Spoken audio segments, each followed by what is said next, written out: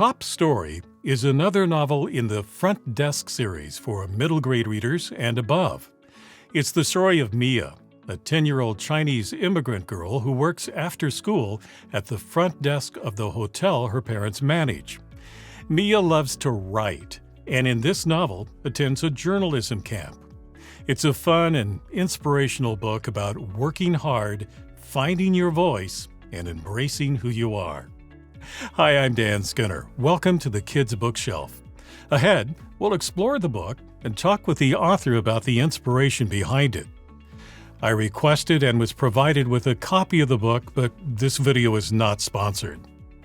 A little bit about the author. Kelly Yang is the #1 New York Times bestselling author of many books for young readers, including the Front Desk series of novels.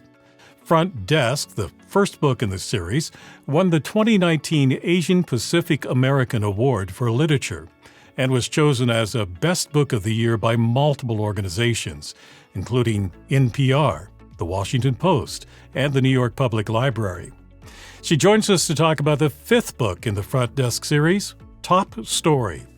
Kelly, welcome to the program. Thank you so much for having me. Now, for those of us who are not familiar with the Front Desk series, tell us about it. So the Front Desk series starts with Front Desk, and it goes through several books. The latest is Top Story, and it follows a 10-year-old Chinese-American immigrant girl who manages the front desk of a motel where her parents and her work after school. And she gets into all kinds of situations. And in Top Story, the family actually goes to San Francisco because Mia is also a writer and she gets the opportunity to go to a journalism camp in San Francisco. So they start, digging for stories and also helping people in Chinatown. And it's just a really interesting, fun read that dives into a lot of history. Kelly, you've drawn from your personal experience to create these stories. So tell us about your background and how you've used your story to inform the character of Mia. Absolutely. So my parents and I moved to this country when I was 6 years old.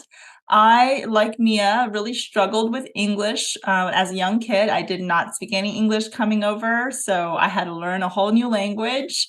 My parents were, my mom was an engineer, my dad was a doctor in China. But once they got here, the language barrier was a big problem, so they couldn't get those professions back. But they decided to take a job managing a motel. And so at the young age of 8, I was like this tall and I was checking people in and I was trying to deal with all the things that happen in a huge business by myself. And that really taught me some really important life skills like problem solving, like having a good attitude, like hard work. All these are really important skills to give to kids.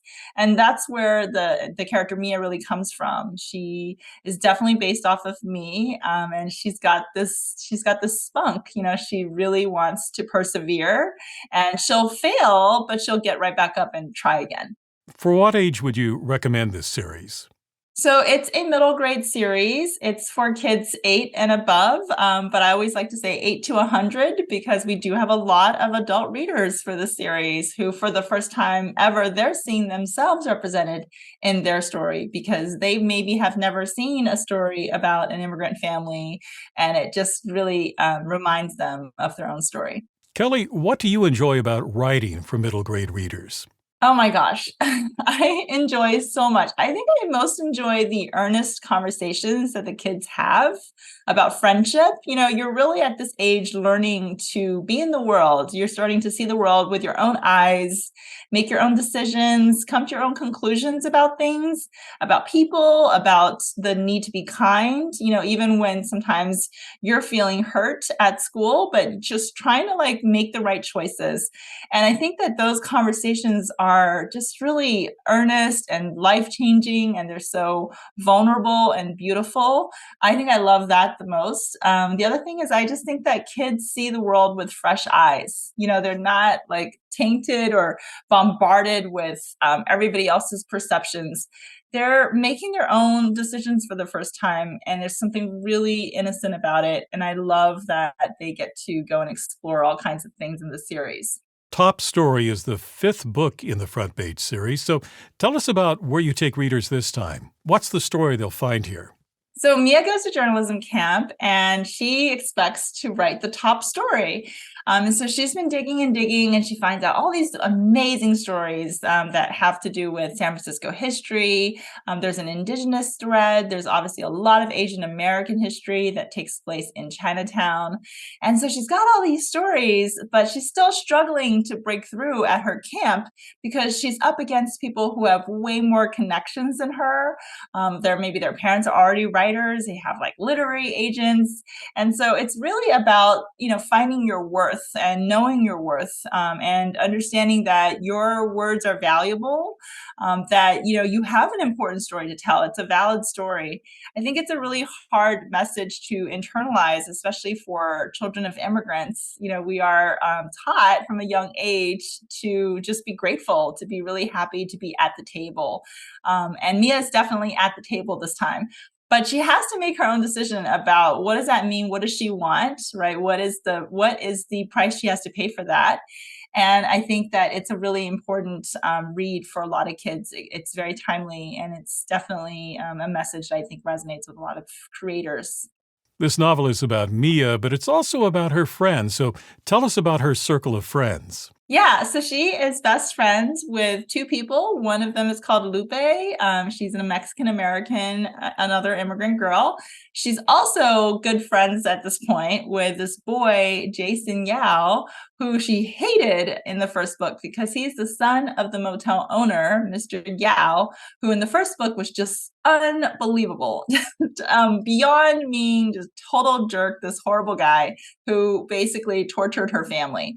And she hated Jason in book one, but now we are 5 books into the series and her feelings have changed. So that's really interesting to follow. It's a really great lesson in character development. I'm sure that Mia's character has also developed over the 5 books of this series. So tell us about how she's changed over time. Oh, she's changed so much from the first book where she was so shy and nervous about telling people what her parents and she did. And that was basically the way I was growing up. I never wanted to tell anybody that we lived or worked in a motel. I just thought it was so humiliating. I was so worried about people finding out. And that's because I never saw myself represented in a book before. I didn't know if that was normal to be working and living somewhere else besides, this beautiful 2-story home that everybody else seemed to be living in, except me. And so Mia starts off that way and feeling kind of almost ashamed of what her parents and her did. But as the story evolves and she really starts to understand, being different in America is a beautiful thing. This is a country that should celebrate our uniqueness, what everybody brings to the table. It's a country made up of immigrants. It's a country made up of people from all kinds of backgrounds. And she really starts to learn that it is a beautiful, proud thing that she should, honor, and she should be not ashamed of. And she becomes so powerful when she learns that message. Do you think that's why children have responded so well to your books? That they feel like they're being represented for the first time, or maybe they have a personal story that they're unsure about sharing, but they found a reinforcement or a validation in these books? Absolutely, absolutely. I have so many kids coming up to me at events, hugging me, crying because for the first time ever, they're seeing their parents' story reflected or their grandparents, or just they feel like they've been given permission to tell their own story, something that they've been worried about. It doesn't have to be about a motel, but we all have a story where we're kind of like, I don't know what people are going to think if I share this.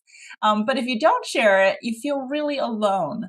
And I think what's beautiful about having books like these is that you can talk about anything, and there will be somebody else in the world who understands.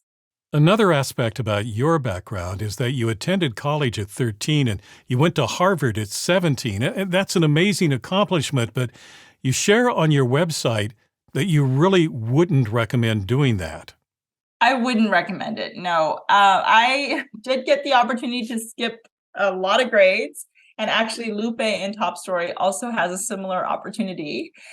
And the thing is that even though you are academically on one track, let's say you are really smart and gifted, and you're not being challenged at school, and you think, okay, this could be a great chance for me to skip ahead. But emotionally, you are still on a totally different track. And that's what I did not realize. And I think it's really telling that I am now a children's book author because essentially I didn't really have a childhood. Having lived this experience of being an immigrant, what advice do you have for other children who are adjusting to a new culture in the U.S. but also want to stay true to their own heritage? Absolutely. I think the most important thing is to be proud of who you are and where you come from. I think that it's such a temptation to be in a rush to assimilate that we almost hide parts of ourselves that are unique. I certainly did at a young age. I was really worried about people making fun of me. I was really worried about telling people that I was an immigrant from China or that, my parents couldn't really speak good English.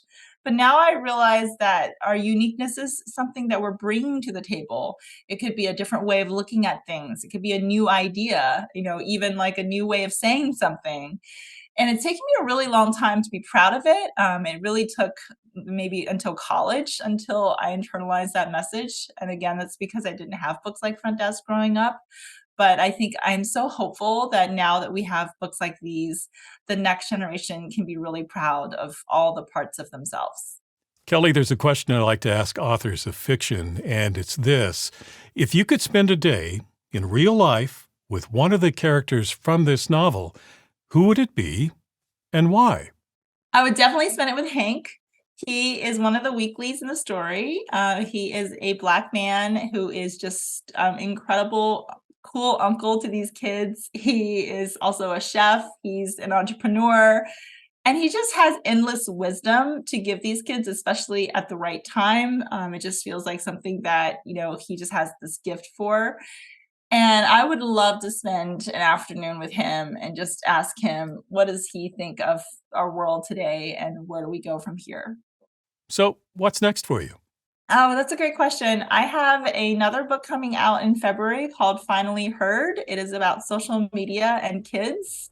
It's set in modern day, definitely dealing with our issues that we're tackling today. I tackle them every day as a parent. Every day, I feel like one of my kids is complaining that they don't have a phone or they are not allowed to be on TikTok and all these things. And it's a very powerful read, and hopefully it will change. It will change a lot of things. This fifth book in the Front Desk series is Top Story by Kelly Yang. Kelly, thank you very much for talking with me today. Thank you so much for having me. This was delightful. If you'd like to purchase a copy of Front Desk, I've placed a link for you in the description below.